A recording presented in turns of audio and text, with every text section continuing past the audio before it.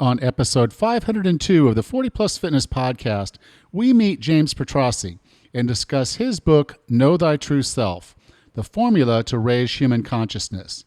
You can find the full show notes for this episode at 40plusfitnesspodcast.com/502.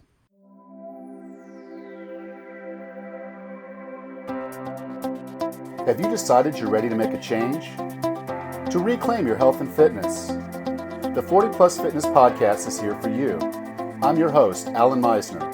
I'm an NSAM certified personal trainer with a specialization in corrective exercise and fitness nutrition. Let me be your coach as you find your way on your health and fitness journey. All right, let's go. Raz, how are things going? Good, Alan. How are you today? I'm pretty good. When this episode goes live, I will be on vacation. Yay! Well, actually, my vacation will have been over. We'll be driving north to Indiana, but I'll be back in the States when this episode goes live, and I've had a nice vacation.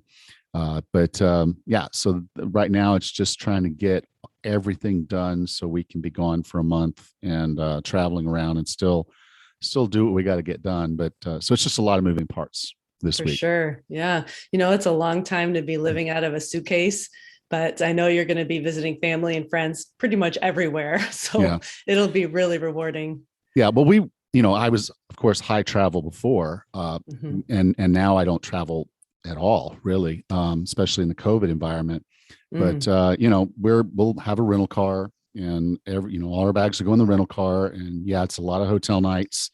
But I'm kind of almost used to that way of going because it's how I lived a large portion of my life.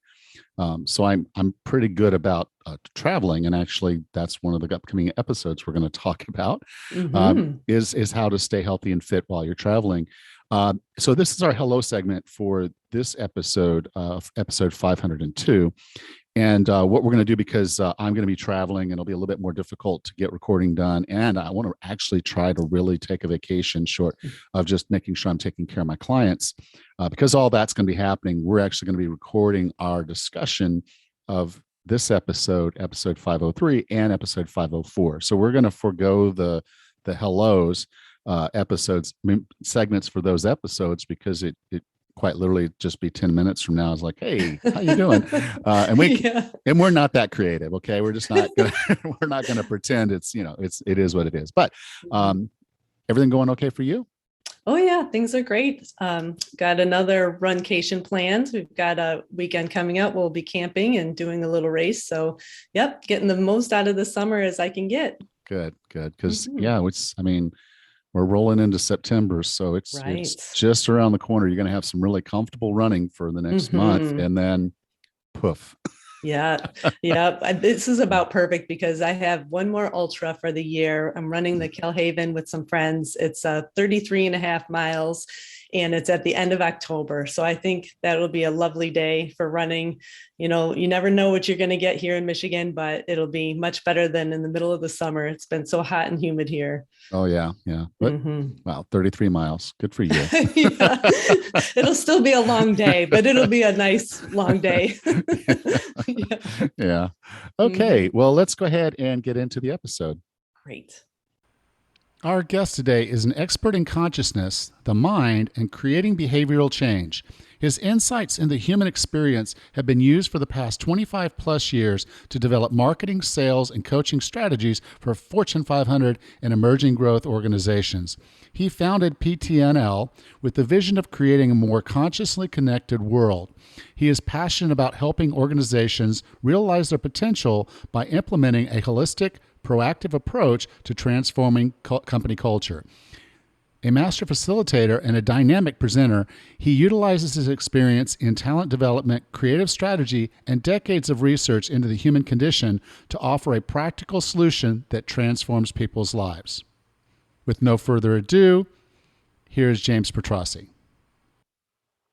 James, welcome to 40 Plus Fitness. Hey, thanks so much. So happy to be here with you, especially because I turned 41 last year. So now I'm officially part of the tribe, which feels really cool. Congratulations. You're almost there. So the book is called Know Your True Self, The Formula to Raise Human Consciousness. And, when I saw the book and it was brought to my attention, I was like, we don't spend any time doing that. Most of us are so in our world, in the past, in the future, that just to sit down and have that honest conversation, even if it's just in your head, it's okay if you talk to yourself, but right. It was just one of those things of saying that is so important for us to do, but we almost dedicate no time to it. Yeah, it's definitely a big challenge. And just based on how we're learning and receiving information right now, we're in this onslaught of the 24/7 connected world. And inside of there, you look at all of the knowledge that we've amassed over the past, let's look at like 30 years, because it wasn't until the 90s we even studied the brain.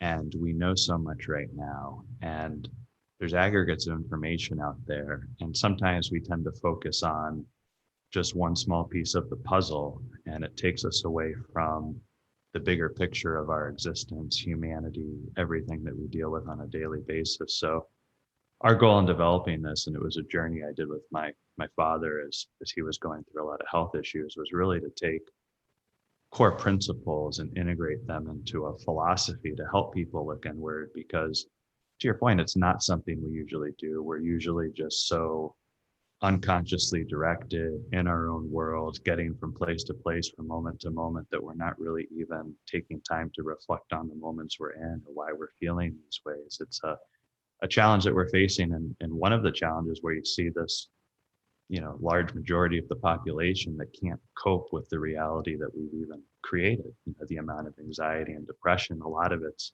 in many ways self-induced by not taking that time to really look at yourself, which is a huge challenge. It's not easy to do that. I completely agree. And it's, as I was going through the book and I was thinking, I hadn't really thought of things that way. And, maybe I had thought of certain things a certain way. And as I started putting it together, I'm like, I need, I need to do this more, because I'm not good at it yet. And I should be. I'm 55 years old. I should know myself pretty well. But there's still bits and pieces that I'm like, okay, I need to do a little work here. And the book is really well laid out, because it allows you to go through each piece of that, because you've laid it out really cool, and it's a good visual book. There's a lot of white space, and it's not a heavy, hard psychological read, where you're reading a psychology text. But it's in there. It's so interesting that I was like, okay, I've read this book or read something about this in this, so I knew a lot of the concepts, but there's one that it kind of evades me, because I want to believe it, and then I don't want to believe it, because I like having free will. I like thinking I have free will, but I think we all know the kind of the picture of our brain is like a computer. So whatever's been coded in the brain is what's going to come out the other side. And if we want to change a behavior, we have to change our brain first by what we put into it. So we got to change the code. Why is it so hard for us to just decide we're going to do something, like break a habit or start a new habit, or really, in some cases, just even be in control? Yeah. And you bring up that control and that choice and that free will. And to an extent, it does exist in our lives. And, if you just look at the functioning of us as a human, there's so much that happens on an unconscious level that we're not in control of. And if you just look at everything that's happening with us right now, we're talking to each other. We're not thinking about, how do I form these words? We're not thinking about, I need to breathe, my heart needs to pump. We have all of these energy systems within us that are working in concert at such a meticulous level that's keeping us alive. Just that unconscious energy is incredible. And that's working through something that's divinely inspired, this universal consciousness we're all part of. And then also our brain. And, our brain is almost like this, I like to think of it as an antenna.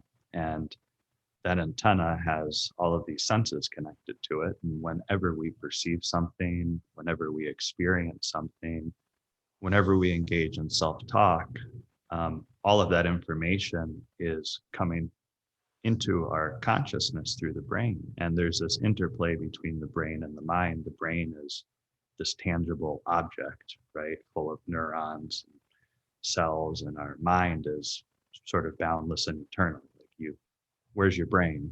Like you could point to it. And you're like, where's your mind? Well, it's working through my brain, but it's working through everything. So there's a lot of awakening just inside of realizing that. But getting to your question just about why is it hard to break these habits that we have that form, it's because the brain relies on routines. And whenever we give ourselves a thought, whenever we experience something, we start to program deep neuron chains. These neuron chains start to form around these experiences. And,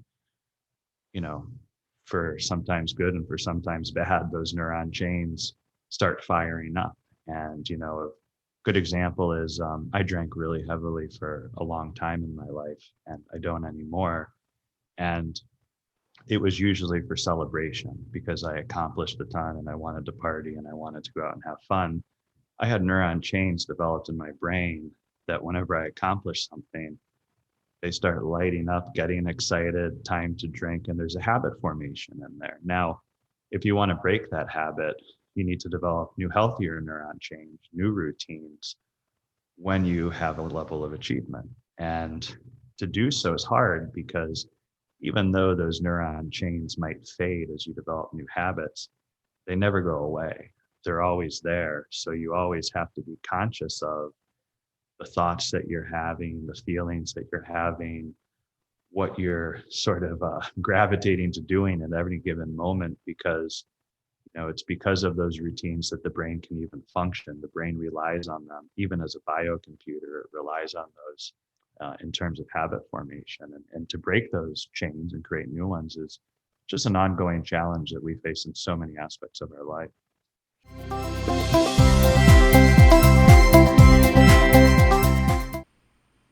This episode of the 40 Plus Fitness Podcast is brought to you by Timeline Nutrition, the makers of MitoPure.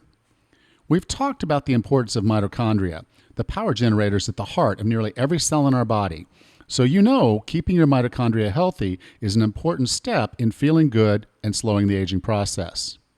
Several years ago, I read about pomegranate being a superfood, but I could seldom find it at the grocery store, and the juice has more sugar than a Coke. So I ditched the idea. Now there's Timeline Nutrition's MitoPure. We learned that it's the urolithin A that seems to be what's improving the mitochondria, and the pomegranate was providing a precursor. We can't get urolithin A from food. Basically, our gut bacteria turn L-arginins in the pomegranate into urolithin A. Unfortunately, most of us don't produce enough urolithin A to optimize mitochondrial health. Urolithin A is the primary ingredient in TrueLine Nutrition's MitoPure. Okay, science lesson over. MitoPure comes in a powder form to mix into yogurt or your favorite smoothie, a protein powder if you're looking for a great 1-2 punch of muscle support, or soft gels. I've been using MitoPure for a few weeks. I have the powdered form that is a light berry flavor, which is good for plain yogurt, sour cream, or cream cheese. Yeah, I do all of those. Yet, it won't overpower anything you choose to add it to. We all know that our body responds positively to a healthy lifestyle, including nutrition, movement, sleep, stress management, and reducing our toxic exposure. But if you're looking for ways to optimize your mitochondrial health, check out Timeline Nutrition's MitoPure. Go to timelinenutrition.com and use my promo code 40PLUS, 40 plus, for 10% off on the plan of your choice.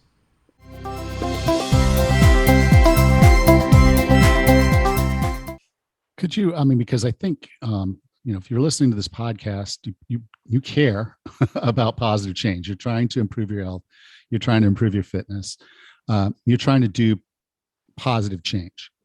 So if we've got these neuron chains that are kind of driving a behavior that we know is not good for us, and we want to put in more neuron chains for positive actions, how do we go about doing that? Yeah, the biggest, whenever it comes to rewiring your brain, I think the most advantageous thing you can do is practice thought observation. And thought observation can be challenging because sometimes we're under the illusion that when we're thinking about something a lot, we really care about it. When it's actually, when we're creating space between our thoughts, we're finding peace. And that's why meditative practices have become so important. And I think like 40% of Americans have now at least tried meditation, which is great. But meditation is just one component of thought observation. It has to be thought observation as you're navigating life. And when you do get an impulse for a behavior, the best thing that you can do is not give into that impulse immediately, create a delay. So that neuron chain might be telling someone that likes to eat fatty foods, oh my God, I just really want to order a big meat lovers pizza right now. And, you can easily go to any food app, any delivery service, and they're ready to fire up all these neuron chains associated with that. And next thing you know, you're in the impulse zone. But if you can, when that impulse arises that is a challenge for you, and it might be just identifying, here's one impulse I want to work on right now, just one thing at a time, then to identify that thought, identify that thought is not my true self. That thought has been programmed in my mind by past experiences I've had. Here's the root of that. Remove yourself from the situation for 10 to 15 minutes. Direct your consciousness to another activity. It could just be reading a book, watching something positive on television, having a conversation with a friend, spouse, loved one. And then after that 10 to 15 minutes, that neuron chain's activity will slow down a little bit. And that's a great time to engage in a meditative practice is, when you get the impulse, just cool yourself down a little bit. And, usually when you do that, that desire doesn't mean you still might not want a pizza, but the level of impact on your mind and you'll be able to control it will definitely be a lot more manageable. So from a practical perspective, I'm hearing that to mean delete the Pizza Hut or Domino's app off your phone because that makes it, they've removed the barrier. You can literally push a button and the pizza that you always order is on the way, already paid for. The driver knows where you live. It's all there. And they make it really, really easy to do that. So we delete that off of our phone. And at least at that point, it slows us down and we have an opportunity to feel that impulse, to deal with it, to observe it. And I always think this is really important because when I'm talking to my clients about their journey, when they're trying to get themselves healthy and fit, is that the warning signs are there. The things that trip us up are the same things that tripped us up before. So if we've been struggling with alcohol, we've been struggling with weight and the food choices, and we've tried before and failed, those failures are not fails because you're still trying, you're still in the game. So they were learning opportunities in your practice of self-awareness. But I think for a lot of us, we're not really good at self-awareness. And that's what I was kind of leaning towards at the very beginning of this was, if I go out and say, okay, I know that meeting my friends at the bar, I'm more than likely going to order an IPA. And that's not going to serve me for what I'm trying to do right now for my health and fitness. But I also don't want to say no to my friends. And so, but I know that's the thing. And from a self-awareness perspective, it's there. But if my friends call me, I do it. And so why is it so difficult for us to practice self-awareness and all these roadblocks and how we get it done? Because I think this is where the rubber hits the road for anyone looking to do something positive in their lives is you got to get this one done. Yeah. And let's start with just desire, because you bring up desire a lot, because desire is really where a lot of our unhealthy habits come from. And,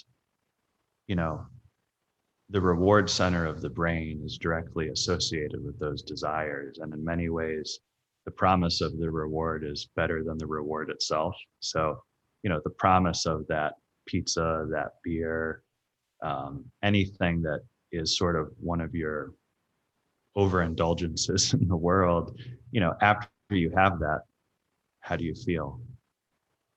Pretty crappy most of the time. You're not like, oh my God, I just had a large pizza. I'm ready to like take on the world. It's like, it's the promise of it is so great. And you even see that with like tests with rats and the pleasure center of the brain. It's, if they're associated to hitting a lever to get a reward, and with pressing that lever, they get a shock, they will get that reward the first time. Maybe it's a little piece of food complemented by that shock. Now, over time, the piece of food won't be there, but they'll just keep hitting that lever, and it's hitting the pleasure center of the brain, releasing all of this dopamine, and they're shocking themselves into submission because the promise of that reward is greater than the reward itself. So it's really challenging. And if you think about the world we live in, because I love the example you brought about just removing the app from your phone. It's right now, it's not the promise of, being out on a hunt in our primitive nature, and all of a sudden we trek miles and miles and miles and we come across some fruits, and this might be the only sugar that we find for months. And now we can just go to the grocery store or an app, and there's whole aisles dedicated to refined aspects of sugar. So, the same instincts that kept us alive for hundreds of millions of years are out now the root cause of our, addictions because of this overindulgence. And, a lot of that just comes back to when you think about your self-awareness is making sure that you understand that I'm not these thoughts. I'm the one that observes these thoughts. And when that impulse arises, I've always learned to practice to ask myself, who am I?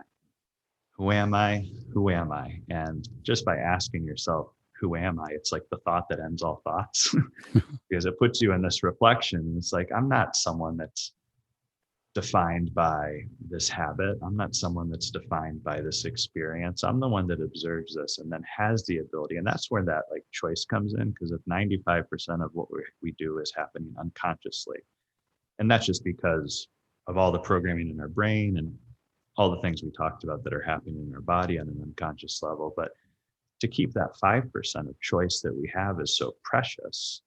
And if we start letting all of these technologies pull our strings and all of these dopamine triggers, because the triggers are everywhere, they're absolutely everywhere.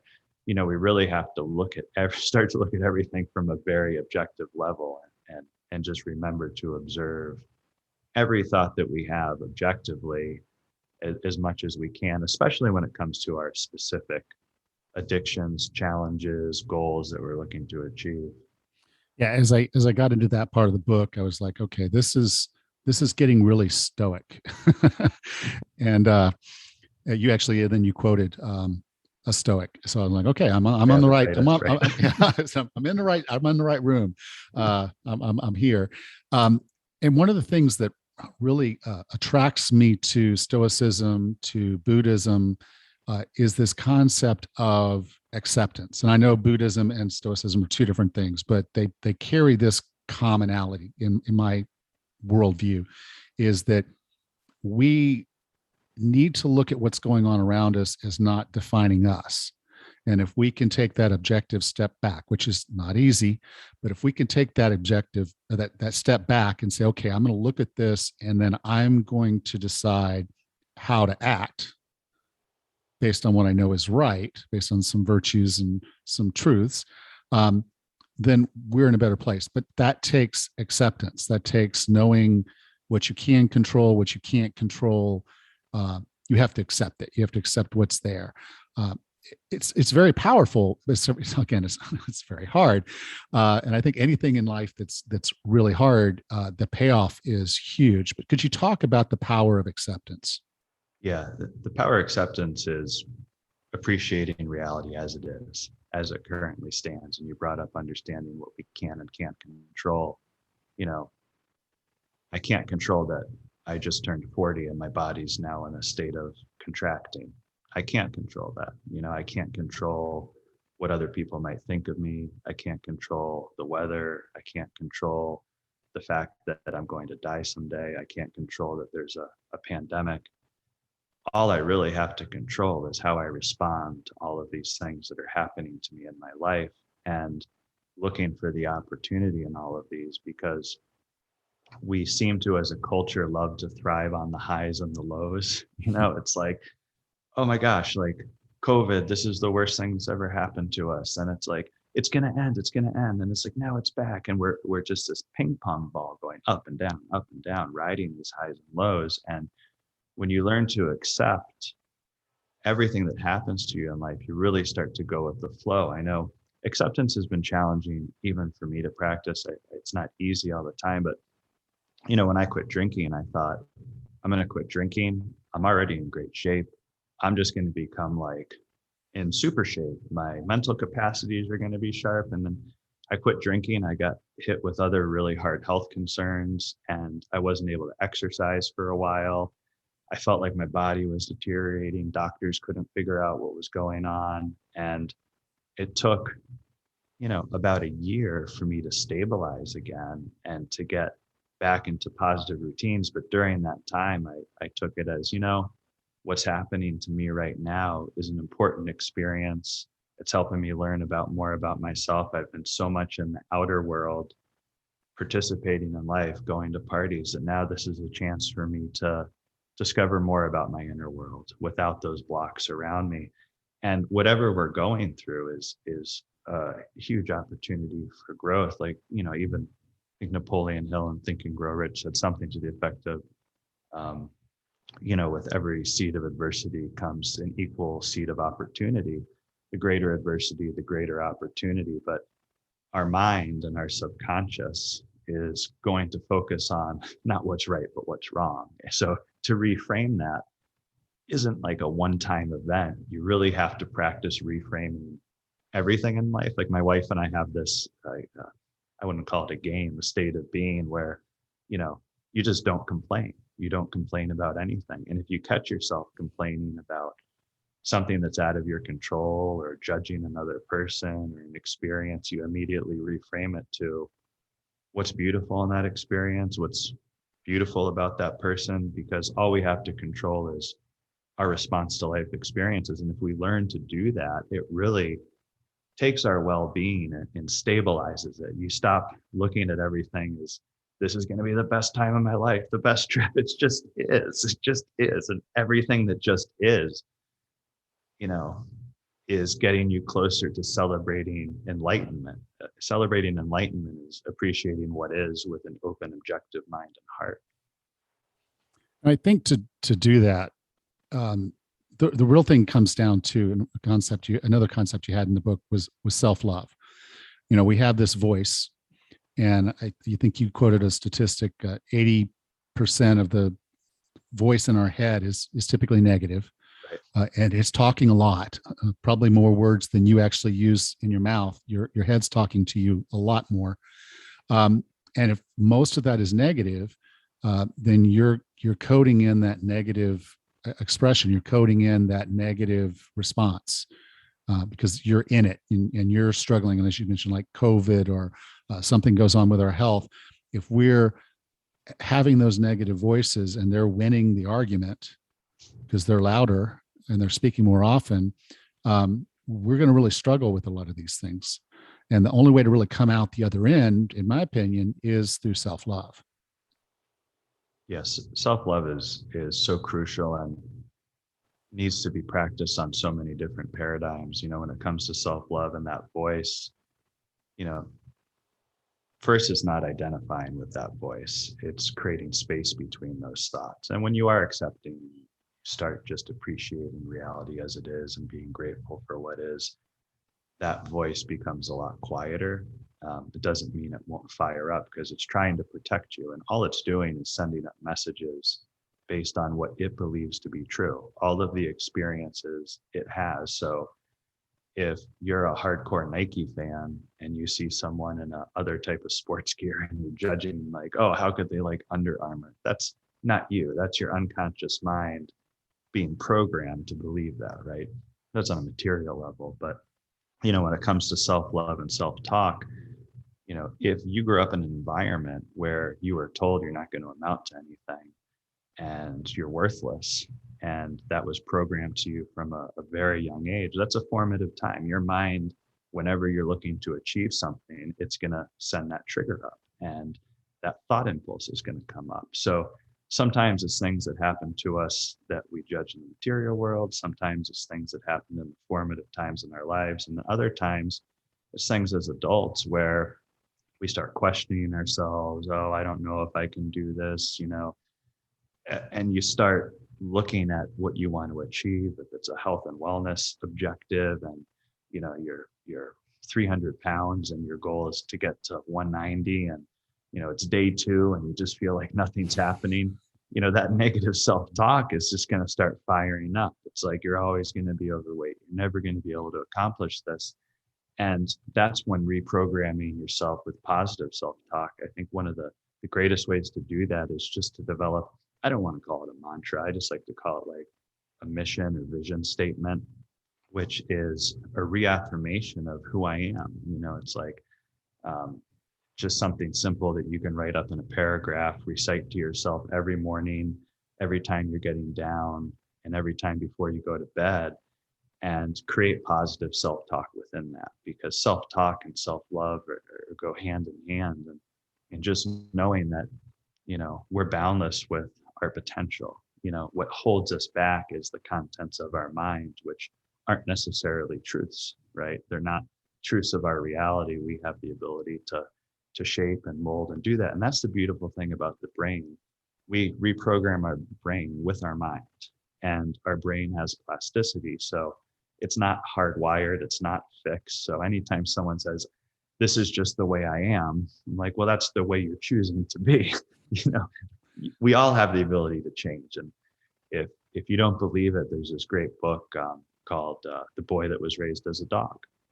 Really sad story about a child that had a very horrible upbringing, was raised by a mentally ill, I think it was his mother's brother, and he was locked in a cage for the early part of his life. And he was raised like he was a dog. And they ended up doing a lot of work with brain plasticity to rewire his thoughts, his emotions, and behavior. And after months of going through therapy, he entered kindergarten. There's hope for all of us. We can all overcome, and that's the beauty about what you're doing and what we're doing, is just helping people realize that we're not stuck in this fixed rut that we believe to be true. It's going to take a little work to build a ramp to get out of there, but we can all do it. Yeah. And I think, for me, one of the big steps now, because I fall into that trap myself a lot, unfortunately, and I try to get out of it, but we use certain, I always find the trigger to figure out when I'm having negative self-talk. It typically comes down to a particular word. Like if I'm ever thinking always, you always do that, or you never do that, or you can't, there's just these key words that I really just pay attention. And I know as soon as that word hits my head, what I'm about to say is a false belief. It's a limiting belief. And so it's hard. I'm not going to say any of this is easy because that's the whole concept of know your true self takes that kind of work. And so, yeah, I'm always looking. When those words come up, I'm like, okay, I've got to stop myself and kind of rethink how I'm going to phrase this, because it really just comes down to taking that objective step back, getting your head straight, and saying, okay, what is really going on here, and stepping into it. Now, one of the ways that I think most of us know if we're going to be successful at getting something positive happening in our lives is we've got to set goals. Yeah. And I worked in a corporate environment, so we had SMART goals, and I've had other folks talking about goals. But your approach was kind of fresh in that you're not throwing an acronym at us and saying, here's a process, go do this. But it was just, here's the things that make a goal good. Can you kind of talk about goal setting? Right. I think, because goal setting, the reality is if we want to create change, I think from a top level, we have to make that commitment. we get so caught up in this world into like life hacks, 30-day challenges, 90-day challenges. If we're looking at something as a challenge, we're not going to achieve any type of long-term results. But I like to look at goals holistically, and obviously like physical goals are very important to us. Also to even now, social goals, how we're interacting with people, who we're interacting with. And aside from just social as getting together with your friends, maybe over an IPA, then there's also family goals, people that are really in your immediate inner circle. It might be your parents or siblings, and there's sort of your physical, your social, and your family goals. But then we all have financial goals, right? That's another paradigm of this. Then we have our career goals, and our career goals are usually tied to our financial goals. Then we have our sort of hobbies, our talent development, I like to call it. What are the things that we're looking to do that supplements this life, other passion points that we're looking to engage in, because our talents shift and evolve over time. So how are we nurturing new ones as we age and get older, especially as we enter the second half of our life? It's critically important. And then, on the other side of that physical goal, now you see spiritual goals. So what are our spiritual goals? Is it, a spiritual group I belong to? Is it meditation? Is it looking inward more? So you look at that paradigm, and what I like to do with some of my clients is say, okay, let's look at this whole spectrum of goals and start to give yourself a rating in these categories. Am I proficient? I'm at like 100%, or am I really, really lacking? And just focus on a couple of the categories you're looking to improve in and set goals within those categories, and try to create a balance within that chart that you're firing all those cylinders, because that brings you into almost a holistic well-being approach. Because I know with fitness, it's tough, because sometimes fitness goals, since it is an outer expression, can really take over. And sometimes fitness goals need to be tempered by spiritual goals, because we're so ready to like show off our buffness to the world that we forget that, it's our inner world that also matters as well. Then if we're so much going out so socially all the time, it's like, hey, I've lost touch with how important it is just to make sure I'm talking with my family. And if it's a career goal, I love this career, but I'm going to take the gas off that a little bit. I'm going to focus on this other piece of talent development I have, because this might bring me into a new financial level if I want to change career paths down the road. So it's nice just to look at yourself from that total well-being. Yeah, well, the concept that you brought up was very similar, very, very similar to a thing called life audit. And basically you have the criteria that you're going to measure your life by, how you're doing today.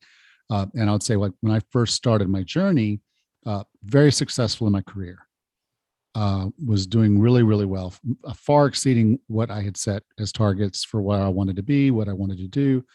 But my personal life and my physical well-being they're crap, like zeros, like zeros. And I was like, until I get balance across these, I'm not going to be who I need to be. And it meant ending toxic relationships. It meant changing behaviors. And it was a very tough 8 years of fighting my way through that change. And it really just came down to me realizing that I was all in on one thing, and while I was exceptional at it, the rest of me was not whole. And until I did something from a more holistic view of my life, I wasn't going to be who I deserve to be. So I do think this is a really important part of the book, because it gives us that opportunity to really focus where we want to put our energies, because we have a limited energy bank. And if we're all focused in one direction, then yeah, we might have success there, but we're going to be lacking.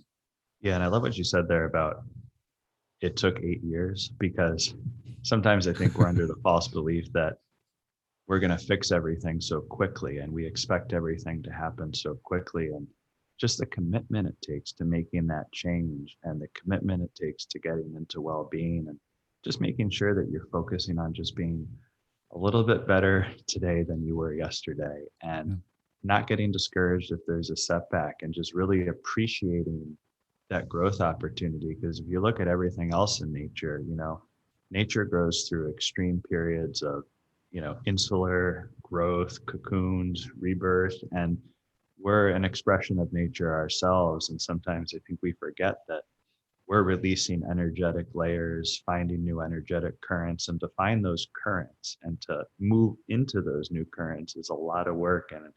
And there's going to be a lot of regrowth along the way, and you're going to be questioning yourself. I know I was in a similar situation. I was in, the advertising space for years. I loved my job. I was crushing it, but I just didn't feel right. It wasn't, it wasn't giving me the sense of fulfillment other than the business win, other than crushing it at work. And, even making the transition to do this, that it's a challenge. And I think we all just have to make sure that and realize that, we all have the ability to grow. We all have the ability to develop ourselves, and you just got to put in the work. James, I define wellness as being the healthiest, fittest, and happiest you can be. What are 3 strategies or tactics to get and stay well? Yeah, great question. I think the first one is just appreciate the moment, whatever that moment is, find the opportunity in it, and appreciating that moment, making sure that we're expressing gratitude. When we express gratitude for something great that's happening in our lives, it prolongs that level of contentment for an extended period of time. Even replaying past memories that we've had that are good can bring moments of gratitude to us. Then when things are going bad, if you're ever suffering, you're sick, you're in the hospital, you've had a setback, find gratitude in that moment, and it will decrease the length of that suffering that you're having. Gratitude is a wonderful tool to help fluctuate and equalize our contentment in life, first.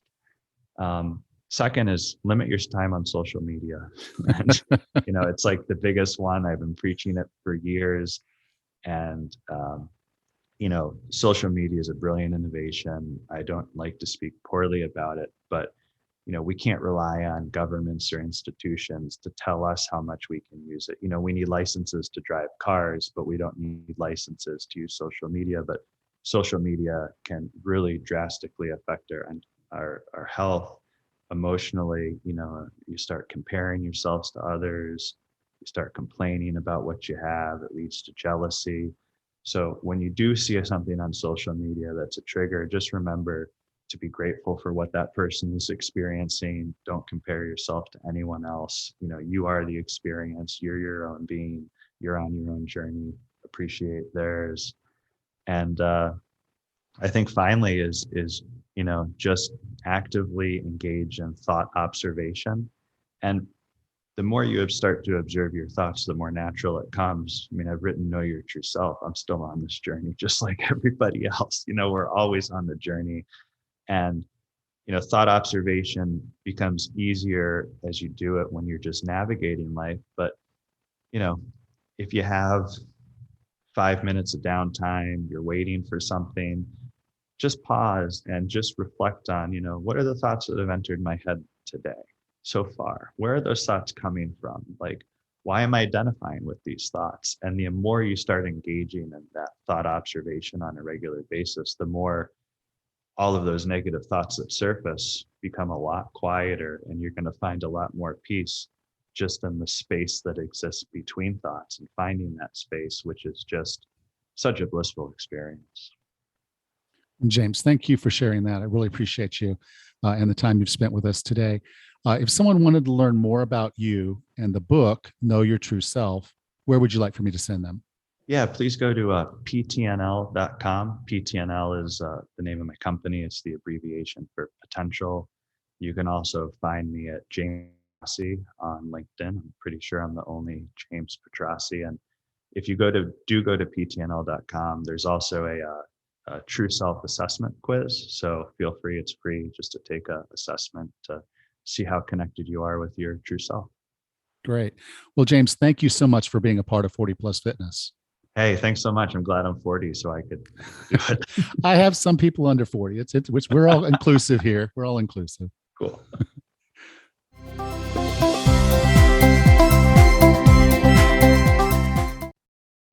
Welcome back, Raz. Hey, Alan, that was a really interesting discussion you had. And there's a couple of phrases that stood out to me. But first of all, James's book, Know Your True Self. Wow, that's a really deep thought that I don't give credit to too often. I don't take the time to really think of what my true self is all about. Yeah, there's a meme that goes around Facebook a lot in the health and fitness field, and it's who is causing me to not be able to lose weight or not to get fit, and it's Fred Jones from the Scooby-Doo cartoon, and he's pulling the mask off of whoever's was the villain for this show, and it's him. He's looking at himself, and so many times when we're on a health and fitness journey, or we're trying to get something done, and even in any aspect of our lives, we often find ourselves falling into the same traps over and over again, even though we tell ourselves, well, I'm not going to do that. We do it. Yeah, it's just like those Scooby-Doo cartoons. It is kind of a repetition of our own sabotage. And so, the process that he goes through in the book is really good because it really shows you how you're wired. It shows you why you're wired that way. And then he gives you a lot of great information on how you can start to reverse that trend. And the very first part of it is that point where you realize, okay, I'm doing this because I'm wired to do this. So I have to look for what's happening before it happened. So sometimes that's a postmortem. It's like, why did I eat a whole box of cookies? And you're mad at yourself for doing it, but you sat there and watched your TV show on Netflix and you ended up eating a whole box of cookies or a whole sleeve of Girl Scout cookies or whatever it is. And you're not happy about it. But here's the thing. If you take some time to do that postmortem, you're going to find, okay, why was I eating? Well, I was bored. Okay. So if it's the feeling of boredom that has you doing these things, then you just want to do that pause. The next time you feel bored, you're clicking around on your phone and you're Facebooking and you're watching a Netflix movie and your mind's everywhere else. That's probably a dangerous time. And so recognizing where you are right then, it's like, oh, I need to get myself a glass of water. I need to go for a walk. I need to do something to distance myself from the action that I'm very likely to do. So for a lot of people, I'll tell them, just don't have cookies in the house. Now that's sometimes easier said than done. If you've got kids and they're going to have cookies in the house or all these things that you shouldn't eat, that's going to be there. But if at all possible, if that wasn't there and you literally had to get into a car and drive to the supermarket or a convenience store to buy the thing that you wanted to buy, that gives you time, that gives you that gap, that gives you that space. So just kind of having that awareness that there is a trigger to just about everything we do. We are wired like a computer. The program is in there. So once the command comes over, it's gonna be executed the same way every time, unless we do something to rewire the computer. Well, that was the fascinating thing about what he mentioned was taking the term thought observation, to really take a minute to think about what you're feeling. But then he went on to say, to delay your reaction time, and kind of a light bulb went off in my head, like, okay, I'm craving chocolate or I'm craving cookies, like you mentioned. Think about that thought for a moment. Why are you craving that? What can you do instead? And take a pause. I think he mentioned in a couple different ways, just to remove yourself from that situation. He suggested for 15 minutes and then make a decision after that. Do you still want that cookie after 15 minutes, or have you moved on? You don't really crave it anymore. And like you've mentioned in the past, having something to do instead, like go for that walk or have that glass of water or something. But we don't often take that minute to really put words and identify the impulse and then figure out what our reaction should really be like. That was kind of a big light bulb moment for me. Yeah. The way I've kind of heard it said in the past was, okay, if you're hungry, hunger doesn't go away. If it's an urge, it can't. So you can outweight an urge. So if you have an urge to eat, and then say you've already kind of had your third meal for the day, and you're like, okay, I've already sent in my MyFitnessPal, so I'm done for the day logging my food. And then you feel hungry and you want to go in there and start snacking. And you have to ask yourself, is this really hunger or is this something else? And typically, again, if you can distance yourself from the time, and that could be go for a walk, water, just do something different for a while. If you're still hungry after 20 minutes, 30 minutes, then it was hunger. But if was just an urge, a lot of times those just go away. Yeah, you were in a stressful moment, you were bored, something was going on, and maybe you saw something on Facebook and got triggered. And so now that was your trigger. And so if you start sensing those things are happening, the more you can get in front of it, the better, because postmortem is great. You learned from your slip. That's awesome, but you have to act on it. And so the more you can get in front of it, or like, why am I walking into the kitchen at 10 o'clock at night? Right. I don't belong in this room after 10 o'clock. Right. All the dishes are done. The floors are clean. This room is off limits for at least the next half hour.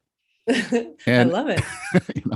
So you have to question why you're doing what you're doing, and you got to get in front of it. And when you do that, then you have an opportunity to get over all this stuff that you're doing. And it's hard.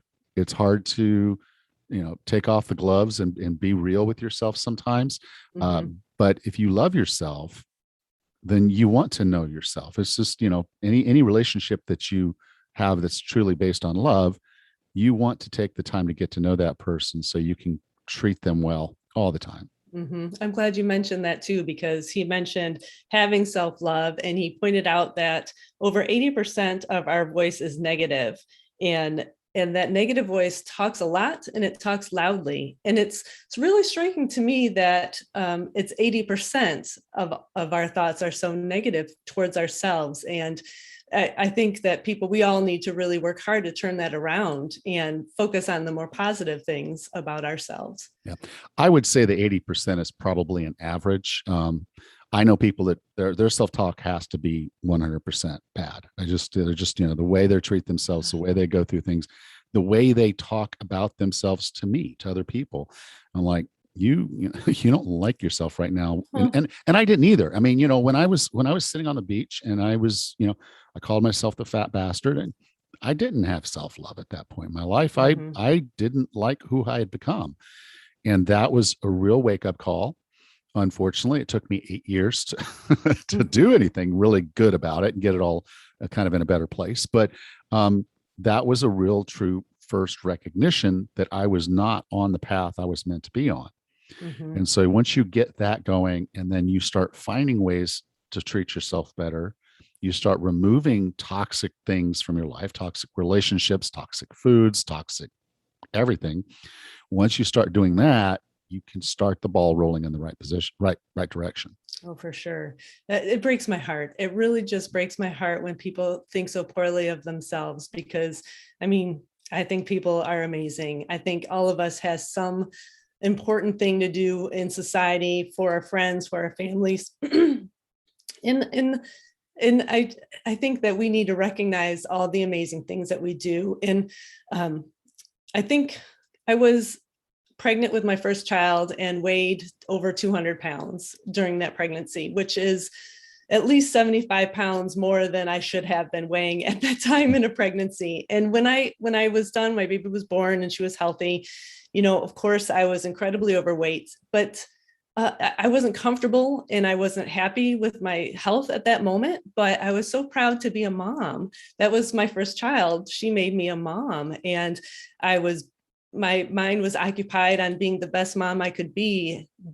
And so I guess it didn't really overshadow my weight situation. I just knew that was something I needed to deal with. And And it wasn't easy to lose all that weight, certainly, or to get to where I am even today at 50. But I just wish people could really recognize that even when you're not feeling your absolute best, there is something wonderful about you.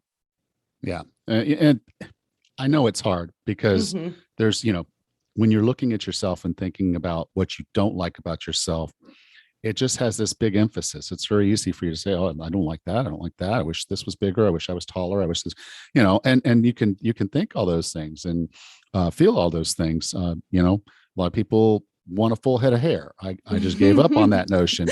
And so you can keep nitpicking yourself to death.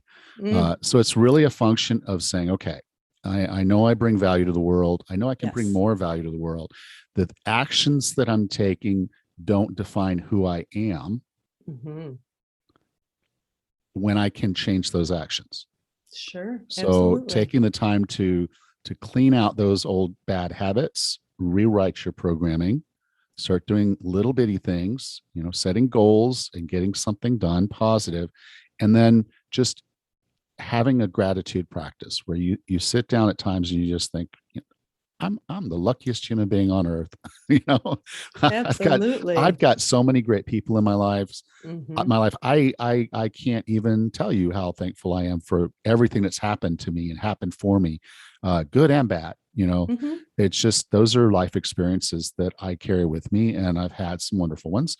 And I think anyone that would sit down and start a gratitude practice would begin to recognize that. That they have these relationships, that they have these experiences, and they have this opportunity to have so many more. Yeah, absolutely. Our past, good, bad, and ugly, has made us who we are today, and we can benefit so much from all of those life experiences and everything that we've learned on the good days just as well as the bad days. All right. Well, Rachel, I guess with this, we'll call this show a wrap. Sounds great. Have a good vacation. Thank you. Next time on the 40 Plus Fitness podcast, we discuss how to have a sustainable, healthy lifestyle while traveling. Until then, have a happy and healthy week.